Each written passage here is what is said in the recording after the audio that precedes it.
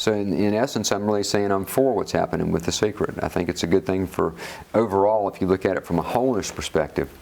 And when The Secret came out, I didn't necessarily, jump up and down about what I saw. But as I saw how many people were interested in it, I realized that I needed to really look deeper at this thing and see what people were getting out of it, rather than coming up with clever ways to judge it.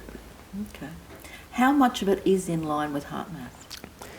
Well, I don't know. I think that, certainly, the basic premise of the Secret is around the law of attraction. And, what I say about the law of attraction is I think that there are ways in which the heart contributes to that. I think there are two mistakes within the law of attraction. One is that people try to attract things that aren't really going to be fulfilling for them. They're not in alignment with their deeper core values, with what their spirit really wants.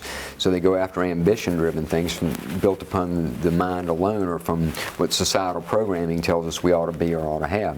And there can be more fulfillment if we assess what we really want in our lives from the heart. Secondly, no matter what we want to manifest in life, requires consistency in application. It requires being able to sustain what our intentions are. And in today's world, you have plenty of things that can rob sustainability.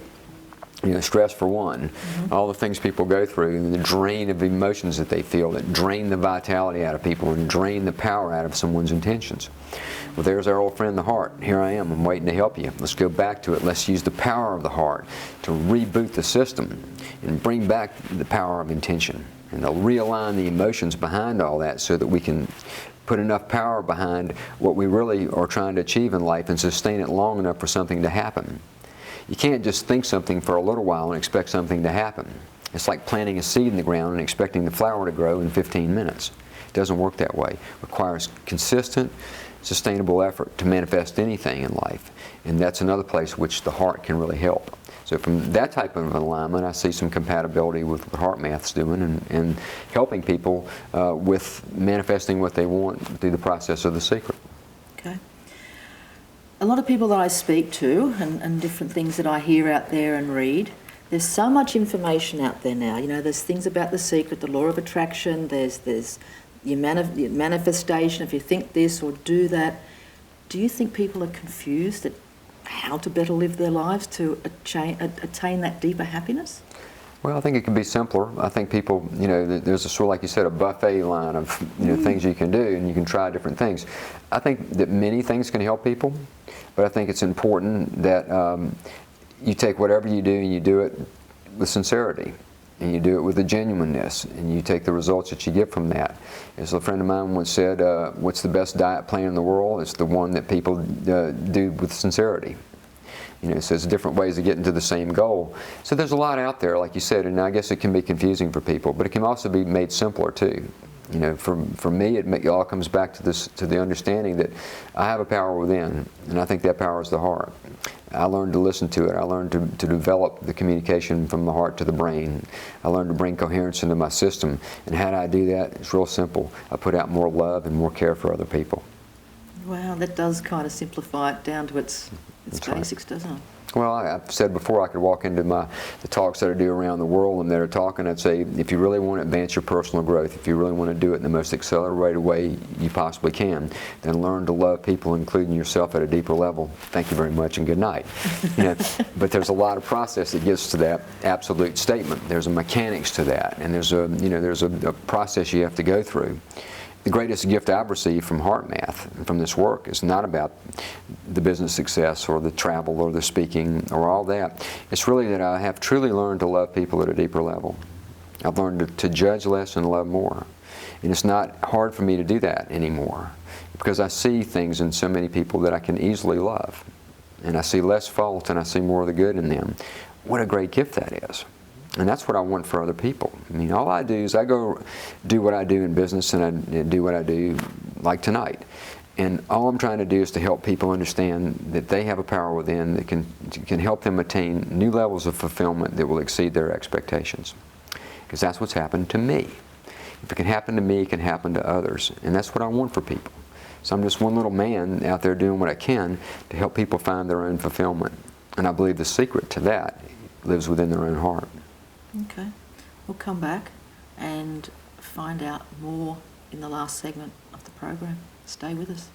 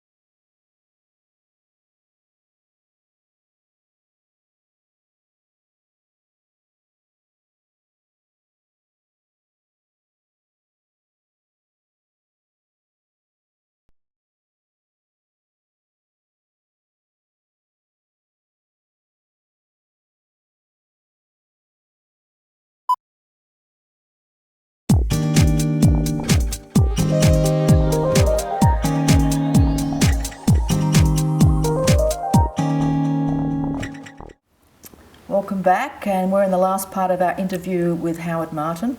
Howard, in the last segment we're talking about, what was it, 118 million prescriptions last year for depression? Antidepressant drugs in the United States, yeah. Yeah.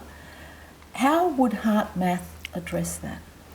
Well, I think first of all we have to understand that, you know, people need to use their doctors, you know, and I don't say that just to be legally correct. I think that you should get your doctor's opinion on many things. And there are many different levels and forms of, say, depression. And some people with clinical depression, they need to be in medical care, you know, and they need to, you know, to maybe use those drugs. I'm not saying it's wrong for some people to take those. In an interview one time, a guy told me, you know, I was on air on a radio show, he said, these things helped me get back to where I could even do something like Heartmath. You know, I needed it to get there before I could even go further with something. But we have over 10,000 health professionals who use Heartmath, and many of those, if not most of those, are mental health professionals. And they've had amazing results at treating people with depression. And one of the areas that's being used today, as well as the M-Wave technology, is with you know, mental health professionals that deal with the returning troops from Iraq. And they're seeing great results with these people. And they're coming back traumatized by what they've experienced. So Heartmath can certainly help. I'm not saying it's the only thing people should do, the only treatment they should have for that kind of a disorder. But we've had just too many positive results to ignore it either. That, you know, psychologists today, many of them are looking for shorter interventions, not to have to go through the entire, you know, cognitive behavioral processes and rediscoveries and all that. They're looking for ways for acknowledgement to occur about emotions, but then something to shift those. And within the context of that, Heartmath's proven to be very effective. It doesn't skip over things, but it certainly can accelerate the process. Okay. Well, we're talking earlier about the power of emotion. Would it be fair to say that for a lot of people, there's not the acceptance that, you know, sometimes we can feel depression. You know, it's part and parcel of our journey sometimes, surely. And it's almost too easy to go to a doctor, say, I'm not feeling great, and perhaps be told you need to be medicated, rather than get more exercise, take more rest, eat healthier food. Would that be true? I think so. I think, you know, sometimes prescriptions are the easy way for things to get dealt with. People want to take a pill, they want a quick fix. I'm not saying that's true in all cases, you know. I also want to make the point that I'm not saying that those emotions are always bad. You know, I think that all emotions are there for a reason. They all provide some quality to our life. And the way I look at emotions is almost like the colors on the palette of a painter's painting a picture, and the painter is choosing what colors to use. So it becomes choice of color. We also have choice of emotion. It's not bad or wrong to feel sadness, or anxiety, or any of those things. And at the same time, if we only paint pictures of life from those emotions, we get a pretty grim picture. So we can learn to choose our emotions. We don't always have to feel those. For me, I can feel those kind of things. I can feel sadness. I can feel anxiety. I can feel, you know, disappointment. All that's real for me. But what's more important is what I do with those emotions. Do I allow them to stay there? Do I continually mull over those things and just let them circulate through my system? Or do I fully acknowledge that I'm experiencing that? Then I take power that I have within myself and I make a conscious choice to shift to something else.